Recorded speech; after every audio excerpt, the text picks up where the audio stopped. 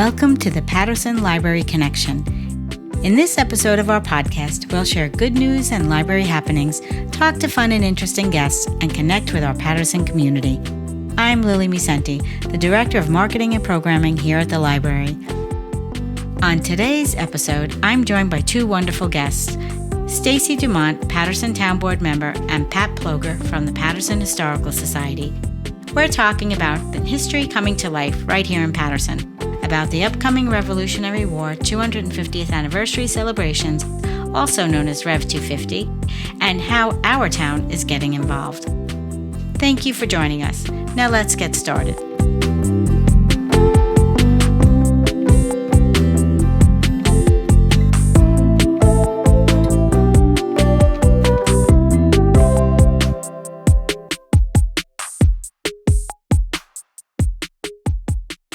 Hi, Adam.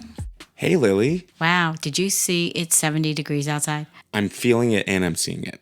I got the t-shirt ready. Shorts not yet, but it's coming. It's coming. So nice. And already we started house projects and we're getting right into it. We put our deck furniture out a little early this year, but we are hosting Easter. So I'm thinking if it's nice, maybe we can get outdoors. But it's so nice. What a change from the last few months, huh? It's been a real winter. Yeah, I mean, the snow has melted and revealed all the projects. That was my sigh was about with the winter. I have no excuses anymore. We need to replace our pavers up to our front step, which have just been cracking under this crazy winter and ice. I think I broke some. So that's going to be a project. I got to take care of that probably sooner and later before winter happens again, I guess.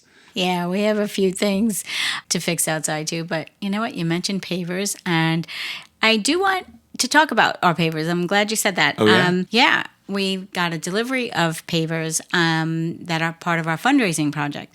They look awesome. There are 14 that we sold in our first round, and they're going to be installed in the next couple of weeks on the walkway going into the gazebo. So they are the coolest thing. And I want people to know that if you are looking for a great Mother's Day gift, Father's Day gift, graduation gift, or just a way to remember somebody special or mark a special occasion, they're like those bricks you see with the sayings on them and that kind of thing. But these are bigger. They match the ones we have on our garden patio and walkways. And it's so fun to read these sayings, and you can do a literary quote or, just a song lyric you like, or just somebody's name and happy birthday, best dad ever, our little slugger's born this day. There are so many things that people have put down. I love reading these things, so I'm so glad we're doing this. That's great. It's going to be so fun for people to come out and see that, and if you really want to be part of something special here at the library, the pavers are $175 each, but it is a lifetime gift, at least for as long as they last. And I said to my husband, we spend that honestly like at dinner sometimes, and I always walk away thinking, oh, that was a lot of money, And it's very fleeting dinner. Yes. It's a nice memory, but doesn't last as long as a paver would. And I love that this is something that you do. It's something that you do for somebody special. That sounds amazing. I will say I'm going to look into that because I'm not taking any pavers donations at my house. At least you can't design them. We just want the blank pavers. So if you want it designed with a message, please don't bring it to my house. Please get in touch with the library. That could make your walkway interesting too, I do. You're not wrong. I think probably we'll end up with chalk.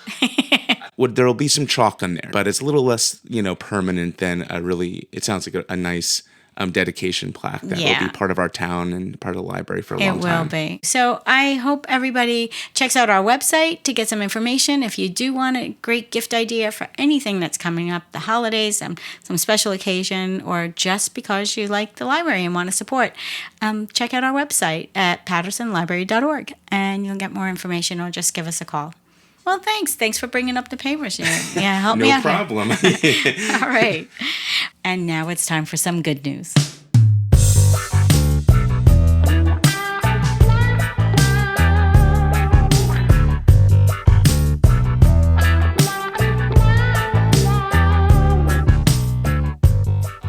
I am so happy to announce that we have received a grant from the Putnam Arts Council.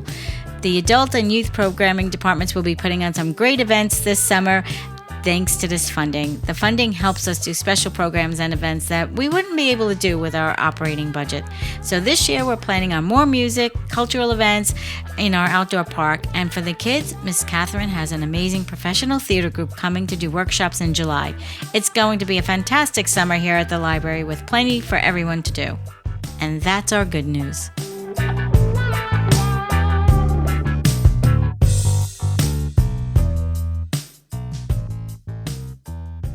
Today, I'm joined by Stacy Dumont and Pat Ploeger. Thank you guys for being here. Thank you for having us. Yes. Well, this is an exciting thing happening here in Patterson and, of course, across the country. So for listeners who may not be familiar, what is REV 250 and why is it so important right now? Well, right here in Putnam County, it's a county-wide initiative. And, of course, there are events going on all over the country. And I personally think that the importance is that we're going back to our basics, our foundation. And there's probably nothing more important than remembering why we're doing something or why we're here.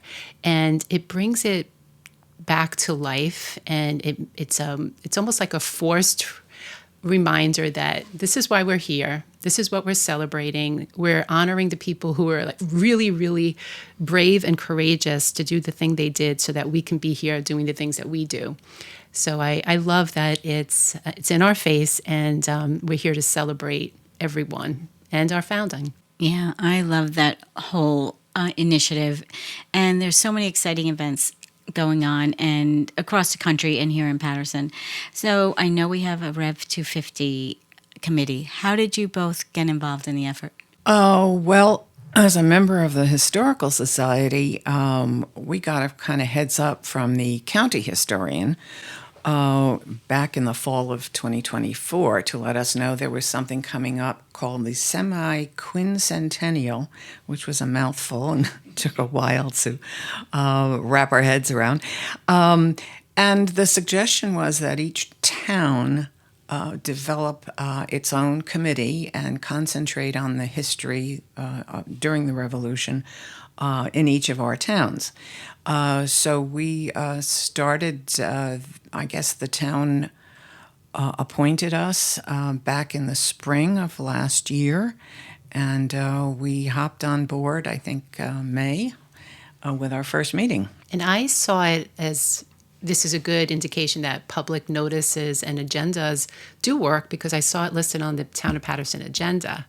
And I thought it was interesting, and it could be something in my wheelhouse because my history of I'm a teacher, and I'm also a producer in the theater, community theater. So I thought there was something there for me, and I'd be able to participate in that way. So I was asked to write a letter of intent. And that's how I was appointed, just as a resident. I know the library is involved also, and we're thrilled to be part of it as well. And we're all working as a great team in pulling stuff off. And I'm so happy that, we're all involved. Who else is on this committee? Well, Stephanie, who's the director of the library, and having her on the board and being able to make some decisions in real time that she can bring back to the library and ask questions and get approvals for. Just having her there and is such a convenience, and she's full of great ideas, and the partnership between the town and the library is outstanding. And we have Peter Mutner. He's a town councilman, and he is the chairperson of the committee. We also have Pat and myself, John Flavin. He joined on as a resident. And Larry Maxwell, who's the town historian.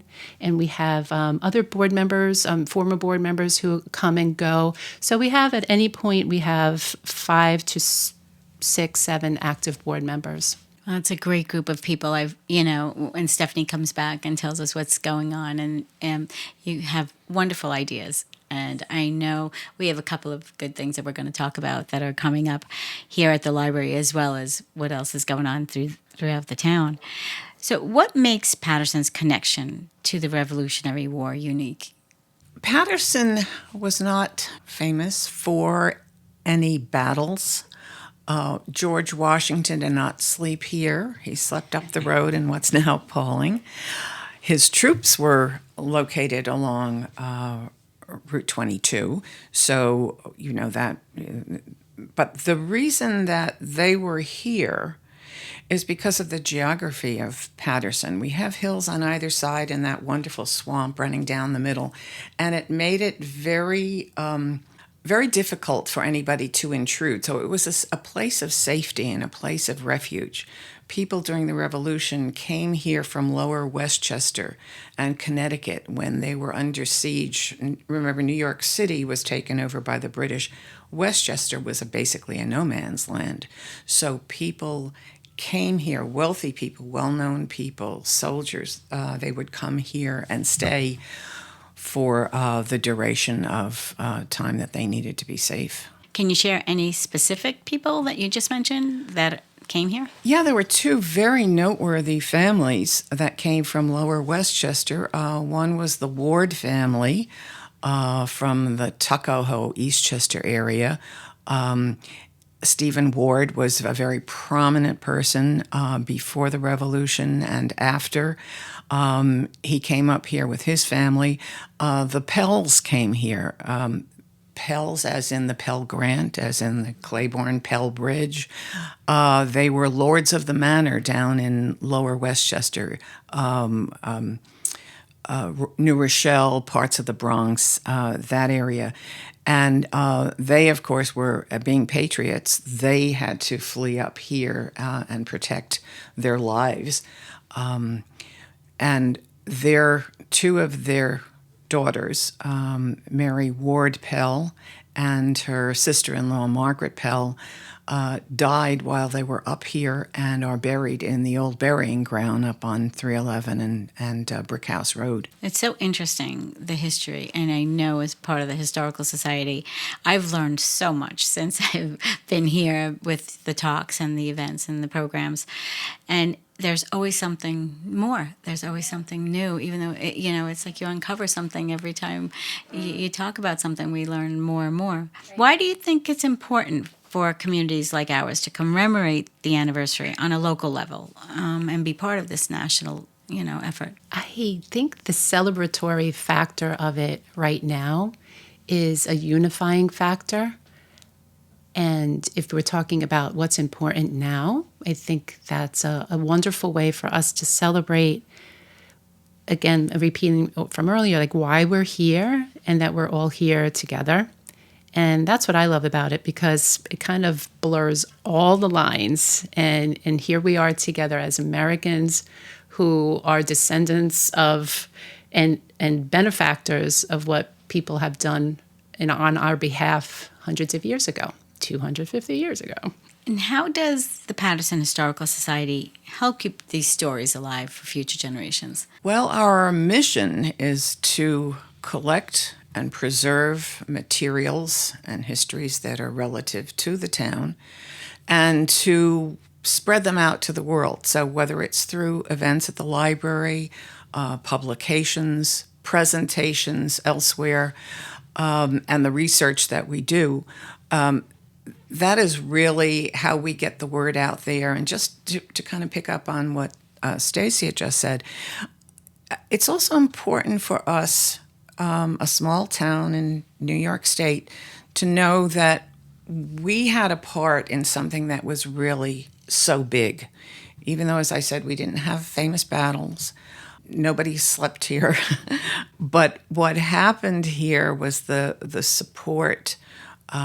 They were think of almost like Rosie the Riveter during World War II, or the efforts that the people in this country, even though this country was not invaded during World War II, absent, of course, in the Pacific, the people here all contributed to the war effort. And I think that's what we were doing here in Patterson. We had tradespeople and craftsmen, artificiers, as they were called then, who were pretty special. And the Episcopal Church, the Little Christ Episcopal Church, was abandoned because it was an Anglican church, and all of the loyalists who attended that church had to leave the area, and it was used to store clothing, wooling, supplies, and so forth. So all of these little efforts went to help the bigger effort of what Washington and his troops were doing.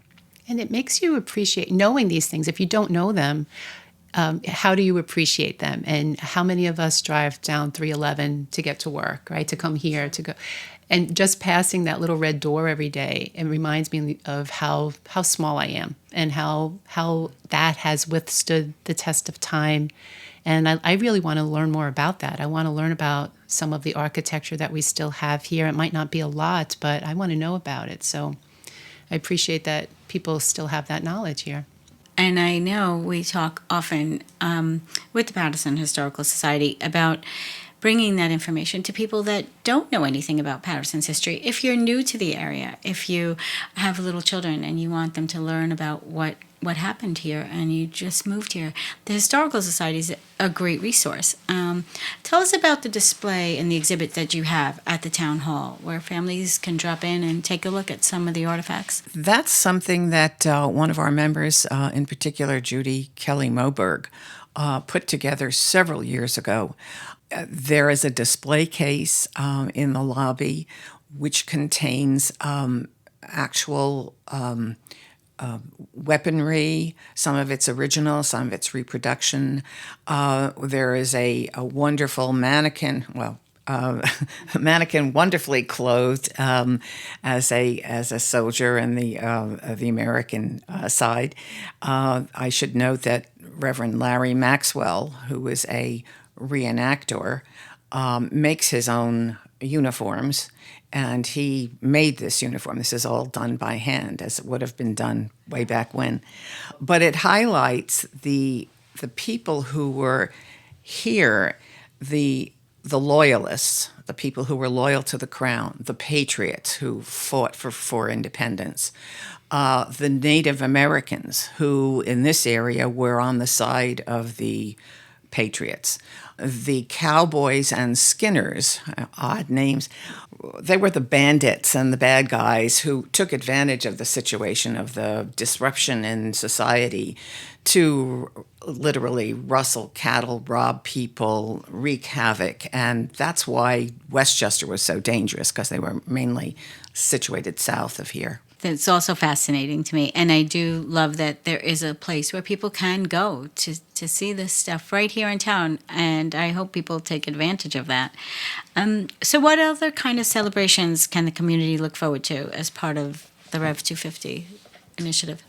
Yes, well, we actually started in November. That was our first community event, and we hosted an Algonquin descendant to talk about everyday life in our area at that time. So that was attended by about 50 or 60 people. And so we're like, well, we're off on a good start here. So we've been planning. We meet once a month. And so now we pretty much solidified our schedule. So on April 12th at the Patterson Baptist Church, Larry Maxwell had written a musical called Sybil Rides the Musical. And so he's presenting a live script read at 2 o'clock at the church, again on April 12th. And on April 25th, I believe there's a celebration that you're hosting here as well. Yes, our youth services department is doing something for the kids, so that there is a donkey involved. I can tell you that. That's right. Yes. So May 1st, and if you're an artist and this has come out in time, I would love for you to consider exhibiting some of your artwork. You might not think you have it, but you do.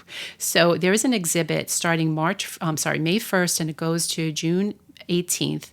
If you are an artist that has a piece of work or is willing to paint a piece of work that's reflective of our meaning like the Hudson Valley's contribution to the Revolutionary War or of American independence, anything of that theme, please send us an email so that we could review your work, and you might have a piece that you think is perfect, and that would be even easier. So far we have Greg and Phyllis Chadwick. They're both artists in Pauling. we have Rebecca Rabinowitz and Tom Bisogno. These are both artists from Patterson. We also have a very famous sculptor who lives in our midst, Michael Koropian, who had sculpted a beautiful sculpture of Daniel Ninham. And so he's offered to sculpt something in particular for us here to be on display at the Patterson Library. On May 29th, the Putnam Chorale is performing at the Sacred Heart Church. And Pat, what is the time on that? Do you remember? 7 p.m. 7 p.m. And so we were happy to be able to bring events into Putnam Lake as well. June 6th is, we are all sharing June 6th at Veterans Park. It's the Battle of the Redcoats from 10 to 4. That's a Putnam County sponsored event. June 18th is a film on the old burial ground. Pat, why don't you just tell us a little bit more about that? It's going to be our answer to Ken Burns' documentaries, much more brief than his, but it's going to concentrate on the people and the events surrounding the period of mid 1700s to mid 1800s, and this is the area when the time rather than that this old burying ground on Route 311 and Brick House Road was used as a cemetery. Not for all of the people here in town, because we have the big cemetery by the Christ Episcopal Church and Patterson Community Church, where Sybil Luddington and her parents are buried, I might add. So that's on June 18th at 1 o'clock here at the library. So that is open to the public, and that's going to be a fascinating talk. I can't wait. On July 3rd, we are sponsoring an event. We're asking you to save the dates because we haven't had all the details ironed out yet. But it's an event that will start in Patterson from about 3 o'clock and will go into the evening hours. So we'll have more information on that. And then, Lillie, would you like to talk about the July 10th event here at the library? Sure. On July 10th, it's a Friday from 2 to 5, we are doing a Colonial Craft Day. We will have Nancy Van Tassel demonstrating on a spinning wheel. Tom Hunt will be doing blacksmithing, and James Colombo will be doing hands-on copper punching. So it's pretty much hands-on. Everybody will get to try things and see everybody, all these wonderful artisans demonstrating their skills. And it's such an amazing way for kids especially to get to see all of this. But I love the stories behind it, and all of these artisans were so excited about participating. And it was so, it was so nice to hear their enthusiasm. And one of the things that, from the historical perspective, I like is for people to learn about it and to actually see it. But I know when Ron Taylor was here the last time, he talked about the importance of these trades and some of the deals that were made by the town to bring people here, and what was offered to some of these people. Can you talk to that? As you can well imagine, when we broke off ties with the mother country, England, when we declared our independence, a lot of the products and finished products, whether it was china and silks or cotton, which was not grown here commercially until the late 1700s, these were products that we relied on until we could no longer interact with England. So we started really emphasizing our own. We had flax so that we could produce linen. We had sheep, obviously, so we could produce wool. One of the products from that day was a combination of those two called linsey woolsey. If you read some of the books from way back when, they'll refer to it. And it's probably what these uniforms were made of, wool or a combination of wool and linen. Blacksmithing, metalworks. These were, as the war progressed, of course, these were important for the war effort. So gunsmiths, cartwrights, wheelwrights, blacksmiths, and weavers. Remember, we had to now weave our own clothes, so uniforms and so forth, at least making the material that the uniforms are made of. So as I said earlier, this was a safe haven, a place that was protected by the environment. And people who lived here and people who were brought in here would specialize in the war effort crafts, the Rosie the Riveter sort of aspect. And in particular, those men who enlisted in the Army and had those particular skills were given, I would say, an elevated status.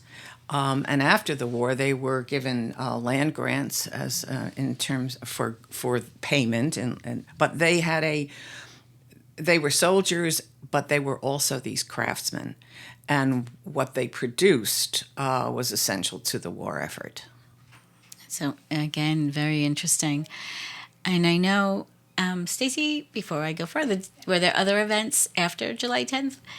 No. Okay. No, so but we're it up is to- recommended that we do continue with events and not just have them be one-time events. And that's how community grows, and community enjoys expecting and anticipating. So we're hoping that some of the events that we hold are replicable in the years to come.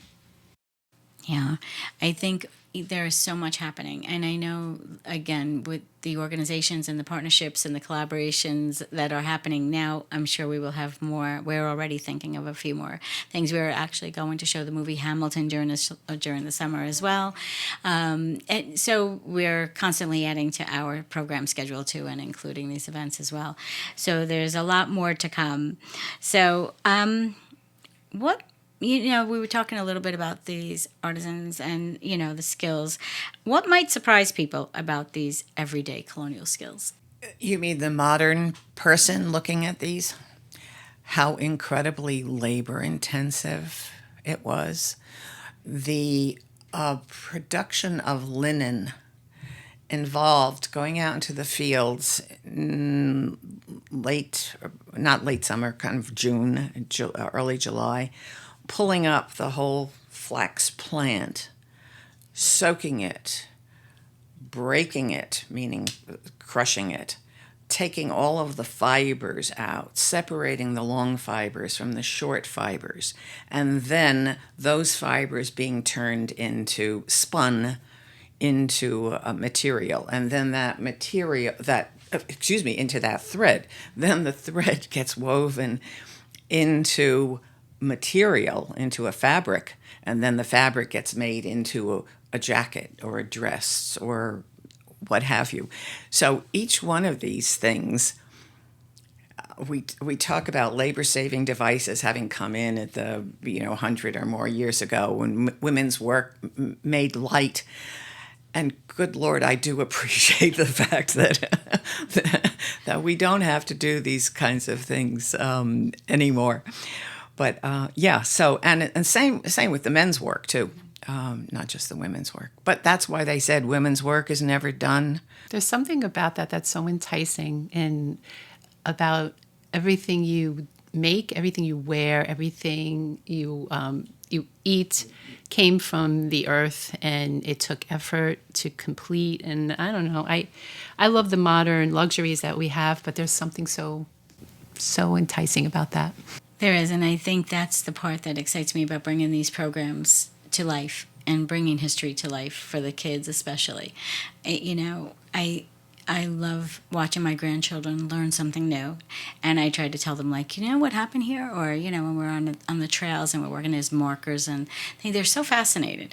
But when they actually can see something and watch the demonstrations and see things as they were, and to your point, how labor intensive they were, I think that really is a lesson that strikes them. We are blessed to live at a time where things are pretty easy, and in some ways we have to put the effort in. And all the time, and I'm always telling them, you get out what you put in. So if you work really hard, but to scale it to that level, and to watch people actually take hours to make a candle, or a bar of soap, and things we take for granted, I think goes a lot further on these kids than we realize. So bringing history to them is so important. So I'm looking forward to all of these events, because I do think they will help bring history to life.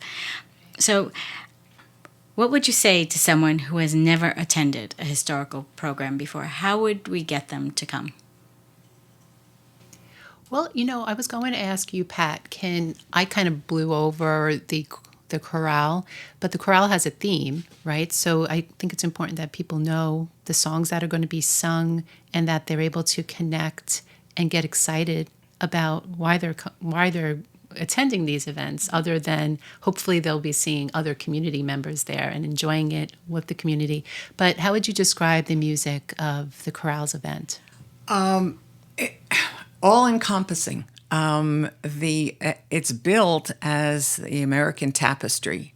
So it starts with music of the colonial era through the Revolution, gospel songs and Negro spirituals, up until Leonard Bernstein and more contemporary artists. So it traces musically our history. And I think whether it's music, whether it's art, whether it's looking at demonstration of activities such as candle making or weaving, I think it brings us to a greater appreciation of everyone who has come before us, who has paved the way for us, has made things better for us, and created the community and the country that we live in. I think a lot of our events, they're not just an event for the sake of events. Like, for example, Sybil Rides the Musical. Larry Maxwell wrote the script. He wrote the music. He had it recorded. And then he's bringing in actors to do a read-through. So that whole process of creating art is also on display. So it's a multifaceted presentation. And I would say the art exhibit, coming to see people that you know and their work. And again, another plug, we would really like some more work representative of our area, because we know there are so many artists here, and how wonderful would it be to have your work represented here. Yeah, there is a lot of opportunities for people to get involved in this. So if someone wanted to volunteer, or I know, being part of it with the artwork is a great way. Obviously, it will line the hallways here, be on exhibit, and people come through all the time. We always have art up on our walls, and it's one of the things that surprises me how much the community appreciates it. We are like an open gallery. People could come through at any time, walk around, see the art. Right now we have birds from the Bedford Audubon Society on display, and already we have seen so much traffic through the halls and into the community room. So having work up for the Rev 250 celebration is really important to us, and the fact that it's local artists is wonderful. We always try to feature local artists, and to have it themed to all the celebrations is really special. So artists, if you're hearing us, please be part of this. I think you will be part of something very special. And if they are interested, they could email Stephanie.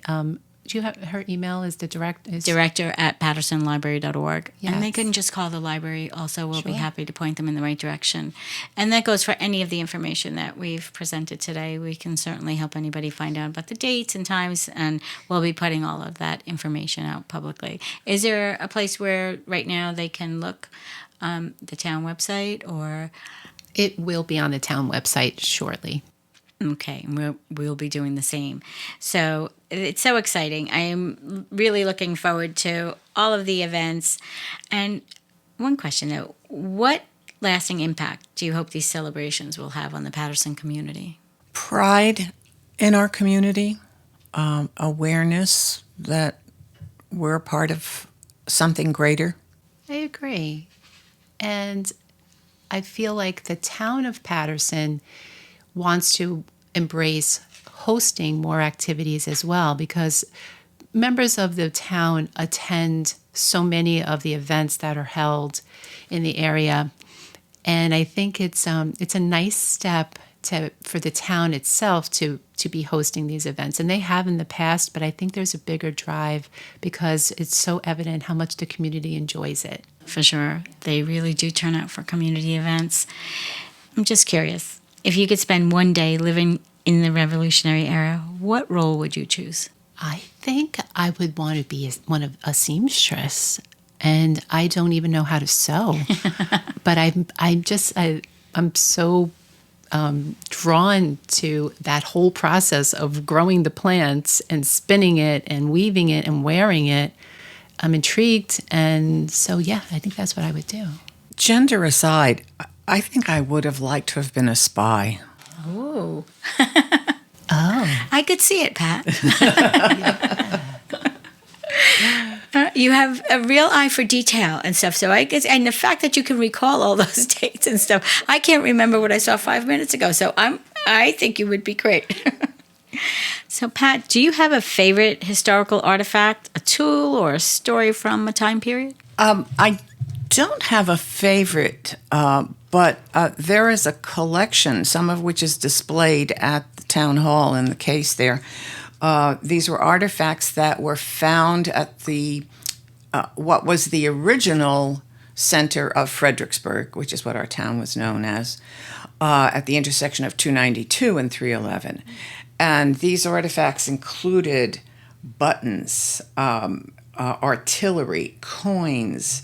There's a British copper, George II Rex, Wow. George of England, right, obviously. There's a barrel tap, buckles for shoes, lead musket ball, hairpins, thimbles, all kinds of wonderful small things that kind of give us a tangible look into the past. And that is all on display at the town hall. At the town hall, a lot of these items are, yes. And as I said, there's a lot of it is there are photographs of it in the vignettes. And tell everybody about the vignettes of Patterson's Past, the book that the Historical Society wrote several years ago. It is, as the title indicates, a series of chapters, each one dealing with a part of Patterson. Some of it's businesses, homes, churches, periods such as the Revolution, a fairly lengthy chapter on that, the Civil War, and last but not least, the founding of Putnam Lake back in 1931. So it runs from, Judy Kelly Moberg, who's a retired earth science teacher, starts with the formation of the earth and mammoths, and going way back, the formation of marble, how marble was formed here in Patterson. So yeah, it covers just about everything, but a nice chunk on the Revolution. It is a wonderful book, I have to say. We've sold many copies over the years. For people that want a copy, it is for sale here at the library and also at the Historical Society. What are the hours at the Historical Society, and where is it? We are almost always open Tuesday afternoons from 1 until usually 7. We have our archivists who are there scanning and digitizing, and Ron is there, obviously, to answer any questions. People drop in for genealogy questions or, how old is my house kind of questions. It's located in the back of the Justice Court. So if you go around to the back, there's the new construction there. Don't be intimidated by it, and just come in. The back door is always open on Tuesdays. It is a wonderful book. I encourage anyone who wants to learn about Patterson's history to pick up a copy. How much is the book? $20. I know. So Tax, it's a steal. tax included. I'm going to buy mine today because I did borrow it and I kept it out for so long that I kept getting late notices because I really enjoyed it. So now I'm going to buy one today. Money well spent. Yes. So, well, thank you both so much for being here with me today. I think the REV 250 initiative is going to be an exciting event-filled year for all of us. I think we've got so much to look forward to, and please come back again. Thank Loved you. having you. Thank you so much for the invite and letting us share. Thank you very much. Thank you.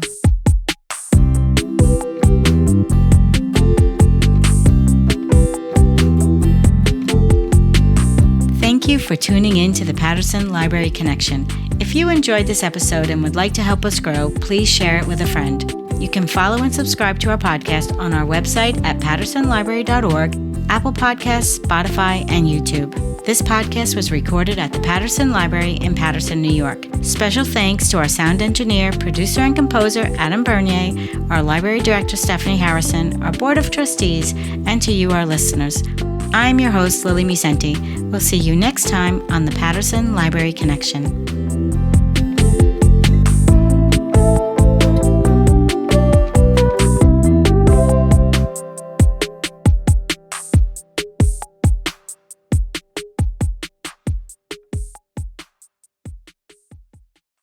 The Patterson Library trustees and staff do not promote nor endorse the opinions of our guests.